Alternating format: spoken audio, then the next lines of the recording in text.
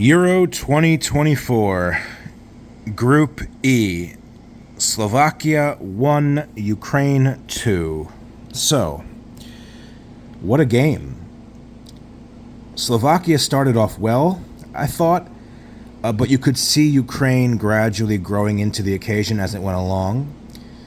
Ukraine was getting better at that type of game where they clearly wanted to play, possession-based.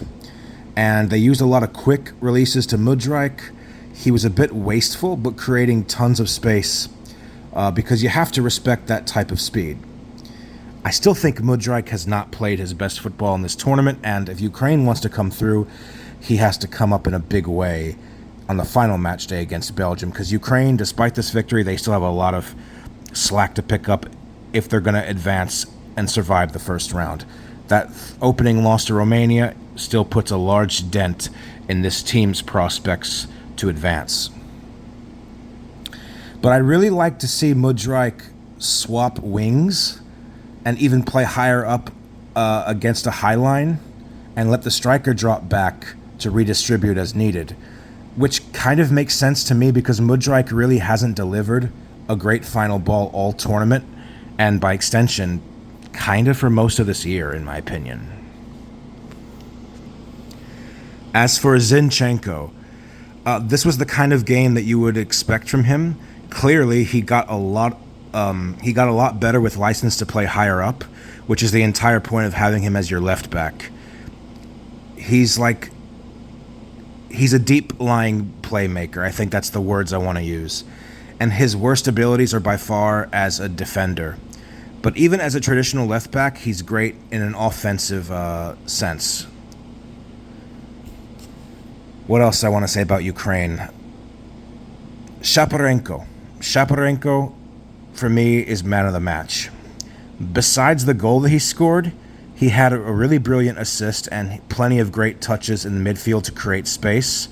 He played a lot of very simple passes that kept the midfield in motion, and Slovakia really should have adjusted and tried to man-mark him, in my opinion, which they were not very adept at doing so.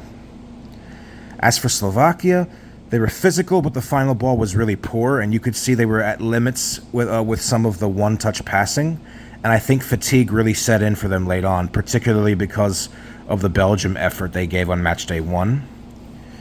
What I maybe would have done is I maybe would have rotated guys for this fixture, but that's in hindsight. We'll see what Romania is able to do against Belgium tomorrow and what kind of defensive setup Slovakia will have against a team who more or less likes to play long shots, that being Romania. Great game.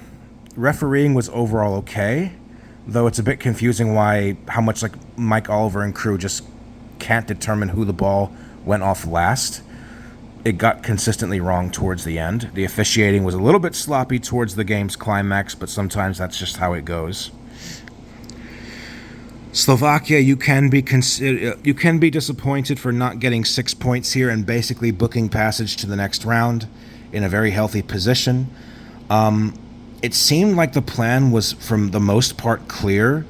Work hard off the ball, press fairly high, rely on Duda and Lobotka finding players, wide players, or maybe Kuka in the half space.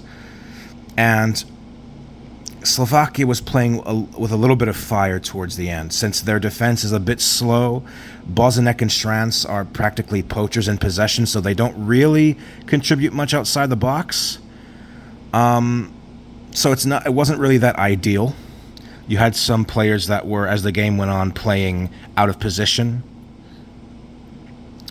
But just like the first match against Belgium, an issue for Slovakia in this game, like I said, was energy. The energy levels really started to drop, which in this match was sooner for them than most teams.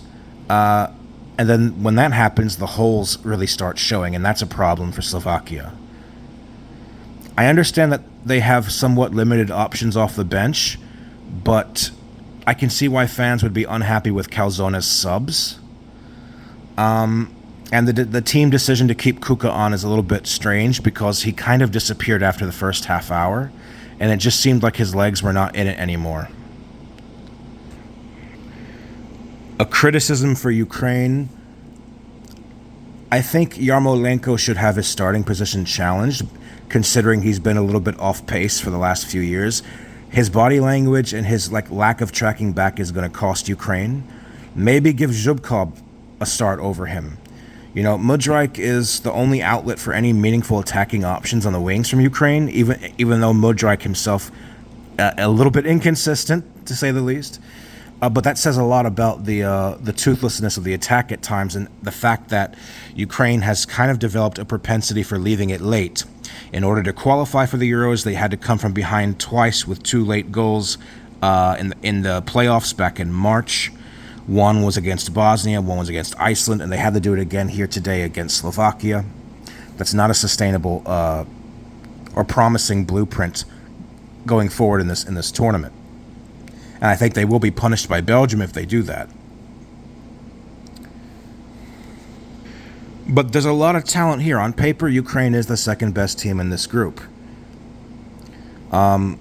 Generally, in terms of positions all over the pitch, except for maybe Ukraine's wingbacks, Mykolenko is kind of 50-50.